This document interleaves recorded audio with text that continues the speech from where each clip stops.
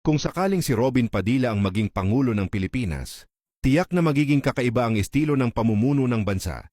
Kilala siya bilang isang matapang na personalidad, mula sa pagiging action star hanggang sa pagiging senador.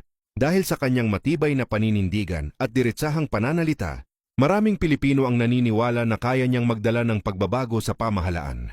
Isa sa mga pangunahing katangian ni Robin Padilla ay ang kanyang pagiging prangka. Kung siya ang maging Pangulo, maaaring maging mas mabilis ang paggawa ng desisyon sa gobyerno.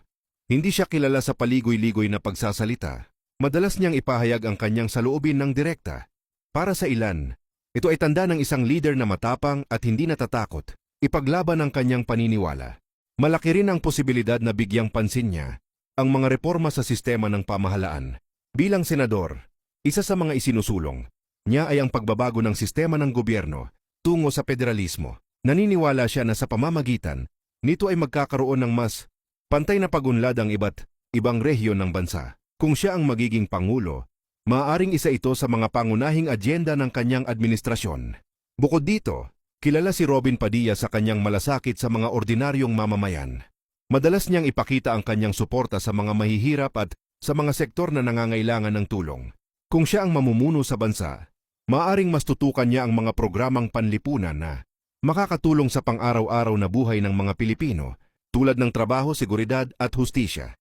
Gayunpaman, may mga hamon din na kakaharapin kung siya ang magiging Pangulo.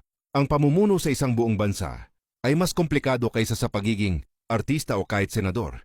Kakailanganin niya ng isang matibay at mahusay na gabinete upang matiyak na ang mga plano at programa ng pamahalaan ay maipapatupad ng maayos.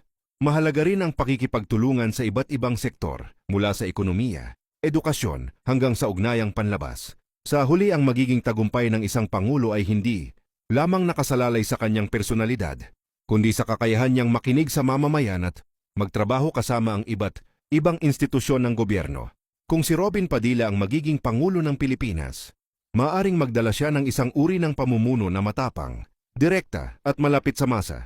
Ngunit tulad ng ibang leader, ang tunay na sukatan ng kanyang pamumuno ay makikita sa kung paano niya mapapabuti ang buhay ng bawat Pilipino at kung paano niya mapapaunlad ang bansa tungo sa mas maayos na kinabukasan.